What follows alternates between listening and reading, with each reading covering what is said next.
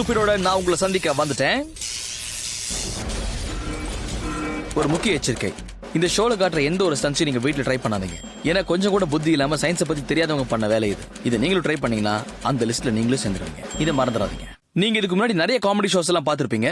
அதை பார்த்து பயங்கரமா சிரிச்சு நீங்க சேர்ல இருந்து கூட கீழே விழுந்திருப்பீங்க. ஆனா இப்படி ஒரு காமெடி ஷோவை நீங்க பார்த்திருக்கவே முடியாது. ஏன்னா இதுல சிரிப்புங்கிற ஃபவுண்டன்ல சயின்ஸ்ங்கிற ரெயின்போவை நீங்க பார்க்க போறீங்க. இது எல்லாத்தையும் விட முக்கியமா இந்த ஹோஸ்ட் சும்மா பார்க்க ஸ்மார்ட்டா ஹேண்ட்ஸமா சயின்டிபிக் ஃபேக்ட்ஸை உங்களுக்கு எடுத்து சொல்ல போறான். நான் உங்களுக்கு கொண்டு வந்திருக்கிறது ரொம்ப அற்புதமான வீடியோ ஃபுட்டேஜஸ். அதுல காமெடி கண்டிப்பா ஃபுல் டோசேஜ் இருக்கும். நான் இனிமே உங்களுக்கும் இந்த ஷோவுக்கு நடுவுல இருக்கிற கியூபிட் presenting to you உங்களோட ஃபேவரட் சயின்ஸ் ஆஃப் ஸ்டூபிட்.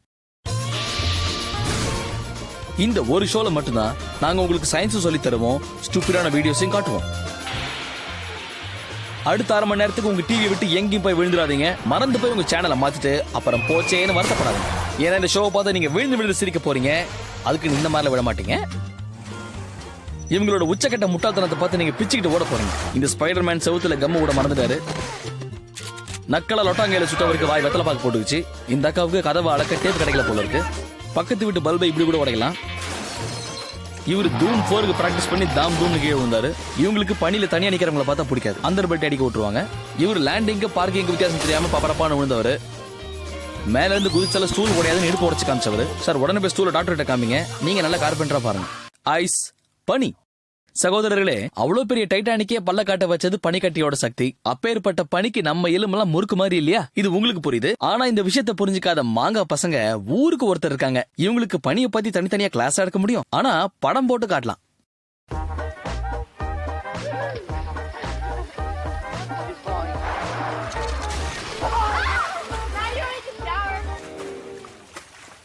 பனிக்குன்னு ஒரு தனி அம்சமே உண்டு.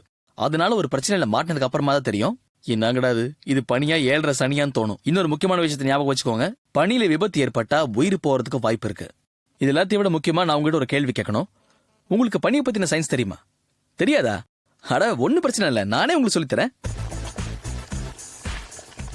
தண்ணீரோட டெம்பரேச்சர் 0 டிகிரிக்கு கீழே போச்சுன்னா அதுல சின்ன சின்ன கிறிஸ்டல்ஸ் உருவாக ஆரம்பிக்குது. இப்படி உருவானதுல ஒன்னா சேர்ந்து ஒரு பெரிய கிறிஸ்டலா மாறிடும். இதனால பனி இறுக்கமாவும் ரொம்ப ஸ்ட்ராங்காவும் மாறுது. பனிக்கு மேல இருக்கிற சர்ஃபேஸ் வழவழன்னு இருக்கிறதுனாலதான் அது மேல காலை வச்சோன்னா நம்ம வழுக்கி விடுறோம். இப்படி உறைஞ்ச பனி மேல நடக்கணும்னா அதோட திக்னஸ் குறைஞ்சது 3 இன்ச்சாவது இருக்கணும். அப்ப கூட நடுப்பகுதிகளும் அதோட மேல் பகுதிகளும் எப்பவுமே பலவீனமா தான் இருக்கும்.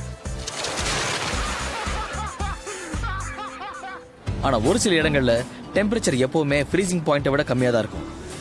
அந்த மாதிரி இடத்துல பனி ரொம்ப திக்காவும் ஸ்ட்ராங்காவும் இருக்கும்.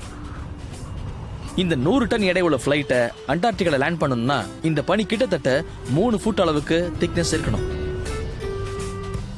இப்போ டெம்பரேச்சரோட உதவினால பனி எந்த அளவுக்கு ஸ்ட்ராங்கா மாறுங்கிறத இந்த ஃபுட்டேஜ் பார்த்து நீங்க தெரிஞ்சுட்டு இருப்பீங்க நான் நம்புறேன். ஏன்னா நம்ம இப்பதான் அண்டார்டிகால நடந்த பிளேன் லேண்டிங்க பார்த்தோம். ஆனா ஒரு சில நேரம் இந்த பனிக்கட்டிகள் இதை விட இன்னும் திக்கா மாறும். சோ அதை உடைக்கிறதுக்கு ரொம்ப கஷ்டப்பட வேண்டியிருக்கும். ஏன்னா அந்த அளவுக்கு திக்கா மாறிடும். அப்படி இருந்தும் சில ஞான பழங்க அதை உடைச்சே அவனு கங்கணம் கட்டுவாங்க. எப்படி? அதை நீங்களே பாருங்க. என்ன கடைசி ஒரு வாட்டி பாத்துக்கோங்க. என் உடம்பு கை கால் இடுப்பு எதுவும் ஒழுங்கா இருக்கிறது எனக்கு பிடிக்கல. அதனால நான் தண்ணியில குதிக்கமா கொழுப்பெடுத்து முன்பின் யோசிக்காம பண்ண வேலையினால இப்ப 3 சக்கர வண்டியில போறதுக்கு பிராக்டிஸ் பண்றாரு. சாதாரணமா 3 இன்ச் பனியை உடைக்கணும்னாலே 1000 பவுண்ட் ஃபோர்ஸ் தேவைப்படும். ஆனா நல்லா இருக்கிற மனக்கட்டையை உடைக்கிறதுக்கு 3 இன்ச் பனியே போதும்னு அண்ணனுக்கு இப்ப புரிஞ்சிருக்கும். அண்ணா பேண்ட்டை கழட்டும் போது தண்ணி சூடா இருக்கான்னு காலை விட்டு பாத்துக்கலாம்ல. நல்ல வெயில் அடிக்கிற நேரத்துல விட்டுட்டு பனி கொட்டுற நேரத்துல அண்ணன் தண்ணியில முங்கு நீச்சல் அடிக்க முனைஞ்சாரு. இப்ப மூக்கு முக்காய்ச்சி சப்பையானதுதான் மிச்சம். விளைவு தலையில இருந்து தக்காளி சாஸ் நிக்காம கொட்டுது. இதே தண்ணியில நான் அடிச்ச கடப்பாறை நீச்சல ஊரே பாத்துச்சு. நம்ம நீங்க 2 பேரும் பாக்கலன்றீங்க. நம்ம ரெக்கார்டு பண்ணுவீங்க வந்து பாக்குறேன். இங்க பாரு ஜம்பா. பனி எங்க மெலிசா இருக்குன்னு பார்த்து குதிச்சாரு இந்த மாமிச மலை. இவரோட மன தைரியத்தை பாராட்டி உங்களுக்கு தண்ணி கடையில செல வைக்கிற வாங்கன்னு பனி ஈதிட்டு போயிடுச்சு. இந்த மாதிரி உறைஞ்ச தண்ணியில விழுந்த 20% பேரு 5 நிமிஷத்துல ஷாக்கால உயிரை விட்டுருக்காங்க. நிறைய பேரு 15 நிமிஷத்துல மயங்கிடுவாங்க. நம்மளோட இருமாப்பல இயற்கையிட்ட காட்டலாமா? நம்ம உடம்புக்குள்ள இருக்கிற உஷ்ணம் மட்டும் குறைஞ்சிருச்சுன்னா எப்பேற்பட்ட தில்லானவனுக்கும் நடுக்க வந்துடும். இந்த பொதுக்கு அப்புறப்படுத்த ஜேசிபி வர சொல்லுப்பா.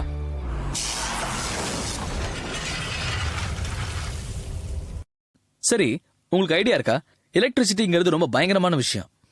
ஒரு எலக்ட்ரிக் சேர்ல 2500 வோல்ட் கரண்ட் பாஸ் ஆகும். அப்படின்னா அது நம்ம வீட்டுல வர கரண்ட்டை விட 10 மடங்கு அதிகம். அப்படின்னா யார் அதுல உட்கார்ந்தாலும் உட்கார்ந்த அடுத்த நிமிஷமே கத்தம் ஆயிடுவாங்க. அவ்வளவுதானே.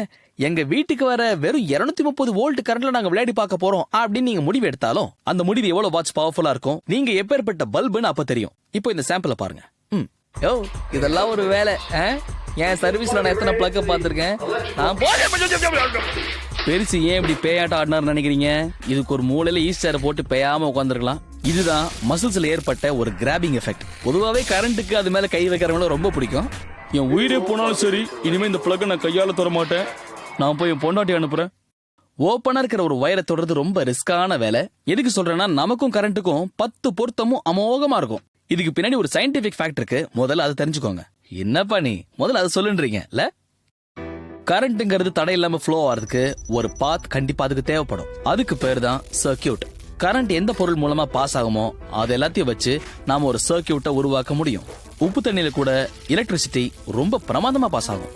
இப்ப நம்ம உடம்புல பாத்தீங்கன்னா 70% தண்ணியும் அதோட உப்போட கலவையும் இருக்கும். கரண்ட் நமக்குள்ள பூந்து விளையாடுறதுக்கு இந்த ஒரு காரணம் போதாதா? இதனாலதான் காதல கரண்டோட ஒப்பிடுறாங்க. சயின்டிபிக்கா சொல்லணும்னா நம்ம உடம்பு ஒரு பிரமாதமான கண்டக்டர். கரண்ட் பாஸ் ஆகாத பொருட்களுக்கு பேரு இன்சுலேட்டர். உதாரணத்துக்கு ரப்பர்ல செய்யப்பட்ட ஷூஸ். இது அந்த சர்க்கியூட்டை முழுமையடைய விடாது. எப்படின்னா நம்ம பாடி கிரவுண்ட் ஆகாதனால சர்க்கியூட் முழுமையடையாது. அதனால நம்ம ஓபன் வயர்ஸ் தொட்டா சர்க்கியூட் நம்ம மூலமா முழுமையடைஞ்சிடும்.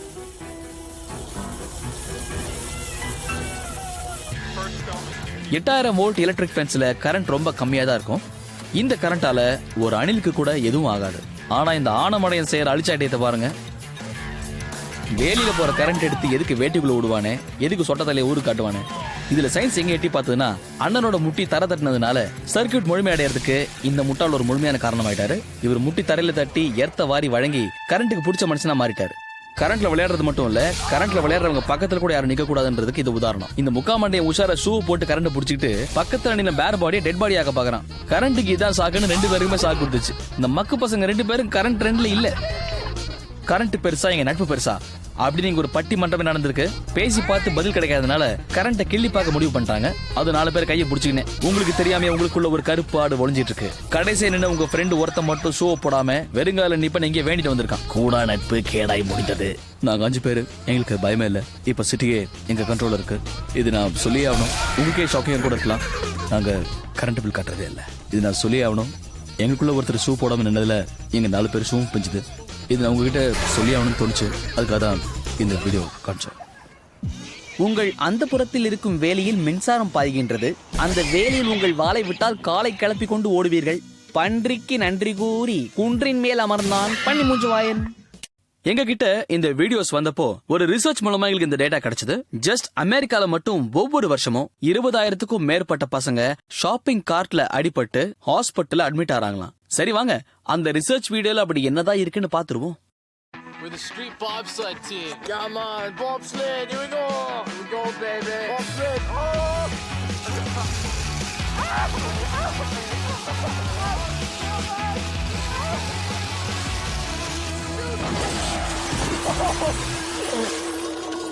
சயின்ஸ் மிஸ் கிண்டல் பண்ணா இப்படிதான் ரோட்ல சயின்டிபிக்கா கீழே விழுவோம். பொதுவா பெரிய ட்ரக்கோட டயரை பாத்தீங்கன்னா நல்ல குண்டா தடியா இருக்கும். அப்பதான் தடைகளை மீறி அதால அழகா உருண்டு போக முடியும். ஆனா ஒரு ஷாப்பிங் கார்ட் எடுத்துக்கிட்டீங்கன்னா அதோட வீல்ஸ் ரொம்ப சின்னதா ஒல்லியா இருக்கும். அதனால ஸ்டோர்ஸ்ல கம்மியான ஃபிரிக்ஷன் இருந்தாலே இதால ஈஸியா மூவ் பண்ண முடியும். ஆனா இந்த குட்டி சக்கரங்களுக்கு தடைகள் வரும்போது பெரிய சக்கரம் மாதிரி இதால ரியாக்ட் பண்ண முடியாது. அதோட இம்பாக்ட ஷாப்பிங் கார்ட் தாங்காது. ஆர்வ கோளாறுல இந்த கார்ட்ல யாராவது உட்கார்ந்து வந்தாங்கன்னா சின்ன தடை ஏற்பட்டாலும் சென்டர் ஆஃப் மாஸ் அதிகமா இருக்கிறதுனால கார்ட் அப்படியே குப்பர் அடிச்சு விழுந்து உட்கார்ந்தவருக்கு மூக்கு வாயெல்லாம் பஞ்சர் ஆயிடும். இந்த அறிவாளி காருக்கு பின்னாடி கார்ட்டை கட்டிட்டு அடிபடாம இருக்க ஹெல்மெட் வேற. அது மூளை இருக்கிறவங்க போட வேண்டியது, உனக்கு எதுக்கு?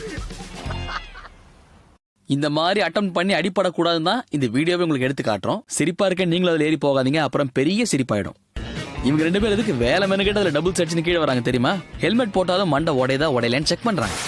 சக்சஸ், நல்ல ஹெல்மெட், மண்டை உடையல. ஆனா மூக்குல மட்டும் ஏன் ரத்தம் வருது? இவன் என்ன பண்ணலாம்? இவன் உடறது இல்லாம சின்ன பையனை சேர்த்து கூட்டு போறானே.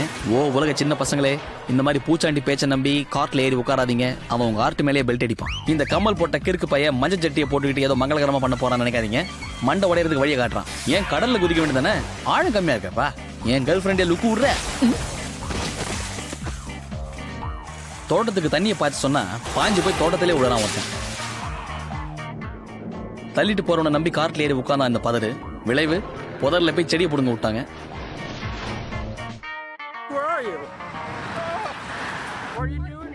ஒரு முட்டாள தேடினா 1000 பேர் கிடைப்பாங்கன்னு யாரோ சொல்லிருக்காங்க. கண்ணு மூடி திறக்கிறதுக்குள்ள வந்து நிப்பாங்களாம்.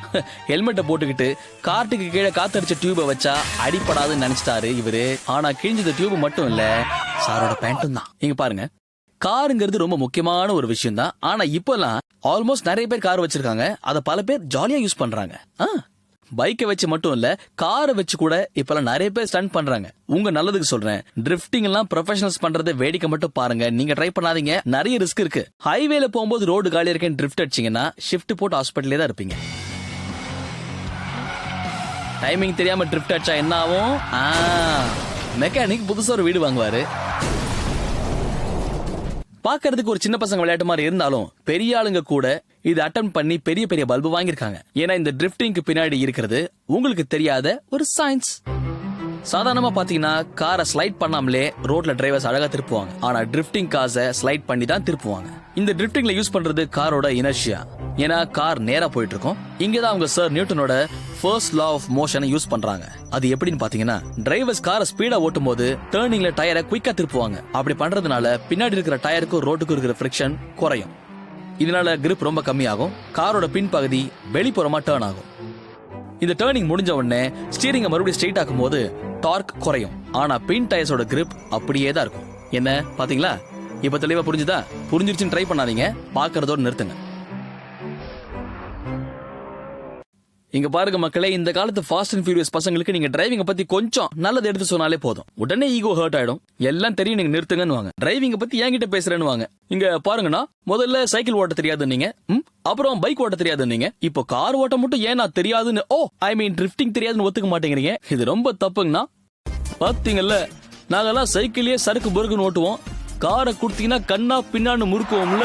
போஸ்ட் கம்பத்துக்கு பின்னாடி என்னடா போஸ்? அண்ணே, டிரிஃப்டிங்ல இருக்கிற சயின்ஸை நீங்க உள்வாங்காதனால உங்க பின் டயர் உள்வாங்கிச்சுனே. நீங்க கார் ஓட்டுறதுக்கு லாய்க்கு இல்லைங்க, கை தட்டுறதுக்கு மட்டும்தான் லாய்க்குனே. இந்த டிரைவருக்கு டர்னிங் வரதுக்கு முன்னாடியே ஆர்வம் ஜாஸ்தியாகி ஸ்ட்ரெயிட் ரோட்ல டிரிஃப்டிங் அடிச்சாரு. என்ன ஆச்சு?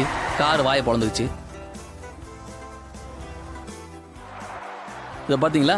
வரும்போதே அவுட் ஆஃப் கண்ட்ரோல், ஒன்னும் பண்ண முடியாது. வர்ற ஸ்பீட் அப்படி, டிரிஃப்ட் அடிச்ச ரோடு அப்படி, எல்லாம் எங்களுக்கு தெரியும், நீ வேலையை பார் அப்படின்னு சொல்லிட்டு கார் ஓட்டினவர் தான் சாரு வராரு.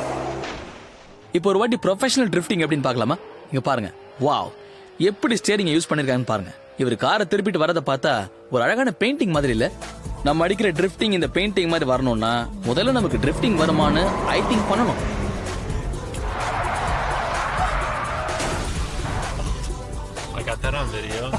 இல்லன்னா இப்படிதான் 4 கோடி ரூபாய் கார்ல 4 பக்கமும் கோடு விழும். அதுக்கு என்ன பண்றது? டிரிஃப்டிங் கத்துக்கணும்னா 4 இடத்துல விழுந்துதான் ஆகணும். அதையெல்லாம் பார்த்தா முடியுமா? அடங்கொன்னியா, கோடு உன் கார்ல விழுந்தா பரவாயில்ல, எதுக்கியா ஊராங்கார்ல கோடு போடுற? இவ்வளவு அர்ஜென்ட்டா வளைச்சு எதுக்கு 2 காருக்கு நடுவில் போய் பார்க் பண்ணானோ என்னவோப்பா. நமக்கு ஒரு வீடியோ கிடைச்சது. இந்த ரெட் கலர் காரை பாருங்க. இதுல உட்காந்து ஓட்டுற டிரைவர் இப்ப அவமானப்படுவாரா மாட்டாரா? ஆரம்பம்லாம் கலகலா இருக்குது, ஸ்பின்னு சூப்பரு, வளைக்கிறதுலாம் நல்லா வளைச்சாரு. ஆனா இவங்க அப்பா என்னமோ இந்த ஊரே வளைச்சு போட்ட மாதிரி நடு ரோட்ல காரை வளைக்கிறது தப்பு தானே? எதிர்க்க போற காரனுக்கு எதுக்கு நீ 7.5 கூட்டுற? நல்ல சிவப்பு கலர் கார்ல கோடு வாங்கினத அர்ஜென்ட்டா போய் உங்க வீட்டுல காட்ட போயிட்டு இருக்காரு. நீ எதுக்கு நிக்கிற? நீ கிளம்பு. மாட்டினா பங்காளியும் சேர்த்து பொழப்பாங்கல்ல.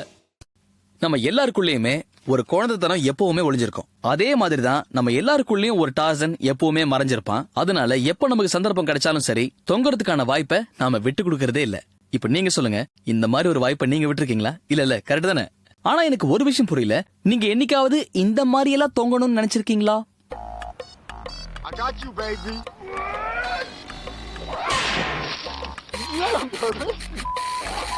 கைத்துல தொங்கிக்கிட்டே போய் கேமரா மேலேயே விழுந்தான். இதை பார்த்தா எல்லாருக்கும் சிரிப்பு தான் வரும். வெறும்னே சிரிச்சா மட்டும் போதாது. இப்படி இடிக்கிறதுக்கு காரணம் ஒழுங்கா சயின்ஸை படிக்காததுதான். இப்ப நீங்களும் சிரிச்சுக்கிட்டே சயின்ஸை பத்தி புரிஞ்சுக்கோங்க. நாம எகிரி ஒரு கயிறை பிடிச்சு தொங்கும் போது இனர்ஷியாவால நம்ம அப்படியே முன்னாடி போவோம். ஒருவேளை நீங்க கயிறோட உதவியால சரியா முன்னாடி போலனா சென்ட்ரிபீட்டல் ஃபோர்ஸ் உங்களை அப்படியே ரவுண்டா சுத்துற மாதிரி செய்யும். உங்க வேகம் எந்த அளவுக்கு இருக்கோ சர்க்கிள் அந்த அளவுக்கு பெருசாகும். இந்த சென்ட்ரிபீட்டல் ஃபோர்ஸ் உங்களை எப்படி சுத்துற மாதிரி செய்தோ அதே அளவுக்கு டென்ஷன் கைத்துக்கும் ஜாஸ்தி ஆயிட்டே போகும். ஒருவேளை நீங்க குதிக்கணும்னு முடிவு பண்ணீங்கன்னா சரியான டைமிங் கிடைக்கிற வரைக்கும் நீங்க பொறுமையா இருந்துதான் குதிக்கணும். அப்படி இல்லைன்னா புவியீர்ப்பு சக்தி உங்களை அது இஷ்டத்துக்கு இழுத்து கொண்டு வந்து தரையில போட்டுரும். அப்புறம் என்ன, ஐயோ அம்மானு புலம்புவோம். கமான் அங்கிள், தொங்குறதுல உங்களை மிஞ்சர் ஆள் இந்த ஏரியாலே கிடையாது. உங்க வீட்டுக்கார மாட்ட நீங்க தொங்குறத இந்த ஊரே பார்த்துருக்கு. அவங்க சொன்னதுனாலதான் உங்களுக்கு இந்த வாய்ப்பே கொடுத்துருக்கோம். வெரி குட், பிரமாதமா பண்ணீங்க. ரவுண்டெல்லாம் நல்லதா இருக்குது, ஆனா கட்டை வருது பார்த்து. உங்க ஆரம்பம்லாம் பயங்கர உற்சாகமா இருந்தது, அதுல எந்த தப்பும் இல்ல. ஆனா ராங் டைமிங்ல ஒரு சுத்தல் விட்டீங்க பாருங்க, அங்கதான் பொத்தலாச்சு. உங்களோட தைரியமான முயற்சிக்கு எங்களுடைய நன்றி மற்றும் வாழ்த்துக்கள். நீங்க இந்த குட்டையை சுத்தி வந்தீங்கன்னா உங்களுக்கு ஞானப்பழம் நாங்க ஒரு பட்டம் கொடுப்போம், கூடவே உங்களை வேர்ல்டு ஃபேமஸ் ஆக்கி விட்டுருவோம். ரெடியா? Come on Jackie. ஏத்தி விட்டா போதுமே, பேத்தி இருக்கிறது கூட மறந்துடும். சரி விடுங்க பாட்டிக்கா, நம்ம தப்பு இல்ல, ஃபாரஸ்ட் டிபார்ட்மெண்ட் தப்பு. நீங்க சுத்துற பாதையில அவங்க எதுக்கு மரத்தை வளர்த்தாங்க? நாம ஒரு நோட்டீஸ் அனுப்புவோம். ஆபத்து ஆர்டர் பண்ணி வாங்குறவங்கள பாத்திருக்கீங்களா? இவரெல்லாம் அந்த லிஸ்ட் தான். அண்ணன் வந்ததை ஸ்லோ மோஷன்ல பாருங்க. சும்மா இருந்த மரத்தை தட்டி அவருக்கால உடச்சிக்கிட்டாரு. இதுக்கு அந்த மரம் என்ன பண்ணும்? வந்தவன் மரம் மண்டையா இல்லையா? ஒண்ணு மரம் இல்லாத இடத்துல சுத்தி இருக்கணும், இல்ல இப்படி சுத்துற எண்ணத்தை தலையை சுத்தி தூக்கி போட்டுருக்கணும். ரெண்டும் இல்ல. அதான் நம்ம SOSக்கு வந்துட்டாரு. தொங்கறதுக்கு முன்னாடி யோசிச்சிருந்தீங்கன்னா இப்படி பங்கமா இருப்பீங்களா? தூண்டில்ல மாட்டின மீன் எப்படி கஷ்டப்படும்னு இவர் மீனா இருந்து ட்ரை பண்ணிருக்காரு. இவருக்கு தூண்டில் போட்டு பிடிச்சவரதான் இவர் தூண்டி விட்டவர் போல இருக்கு. செய்யறதெல்லாம் செஞ்சு போட்டு ஓ டியரை எவனாவது இப்படி பண்ணுவானா? இவரை சுழட்டி அடிக்கிறத வேடிக்கை பார்க்க சுத்தி எவ்வளவு பெரிய கூட்டம். யாராவது வேணான்னு தடுத்தாங்களா?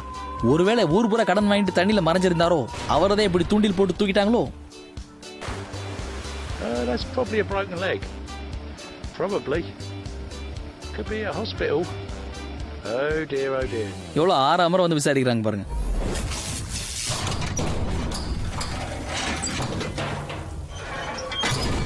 கிட்டத்தட்ட 2000 வருஷங்களுக்கு முன்னாடி ஏன்ஷியன் கிரீக்ல முதல் முறையா இந்த ஒலிம்பிக் விளையாட்டை ஆரம்பிச்சிருக்காங்க. அப்ப கூட இந்த டிஸ்க்ஸ், மண்ணு, கல்லு, இரும்பு வச்சு தயாரிச்சது எல்லாமே எப்படி அந்த மக்கள் அன்னைக்கு பயன்படுத்தினாங்களோ அதேதான் இப்பவும் நடக்குது.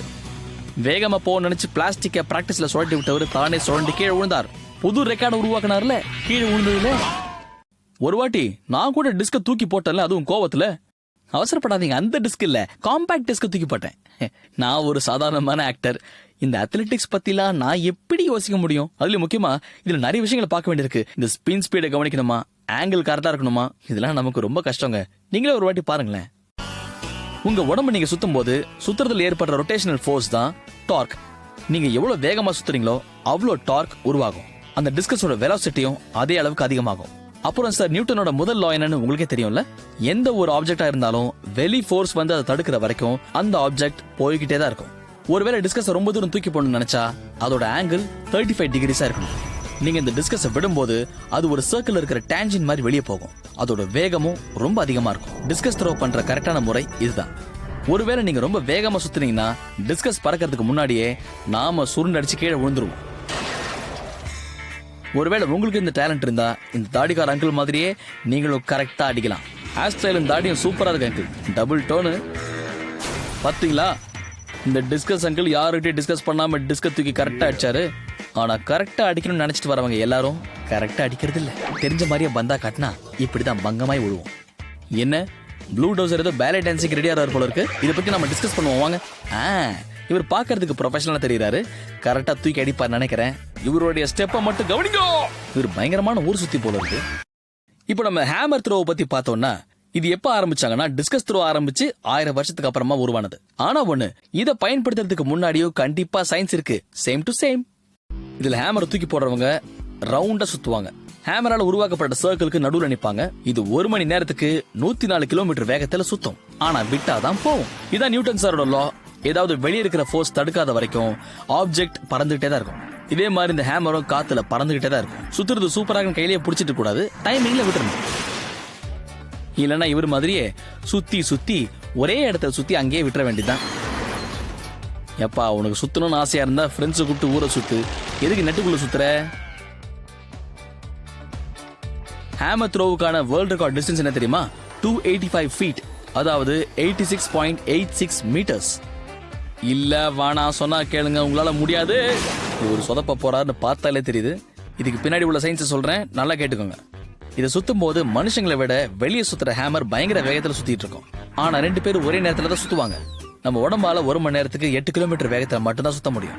ஆனா இந்த ஹேமர் மட்டும் 1 மணி நேரத்துக்கு 80 கிலோமீட்டர் வேகத்துல சுத்திட்டு இருக்கு. ஒருவேளை இதோட வேகத்தை அதிகப்படுத்தணும்னா சர்க்கிள்ல சுத்திட்டு இருக்கிற ஹேமரை இன்னும் வேகமா சுத்த வைக்கிறதுக்காக அதை விட 4 மடங்கு வேகத்தை பயன்படுத்தணும். பா, இவ்வளவு சயின்ஸ் தெரிஞ்சதுக்கு அப்புறம் கொஞ்சம் ஓய்வு எடுக்கணும்ல. தலை சுத்துது இல்ல, நான் அப்படியே படுத்துக்கிறேன்.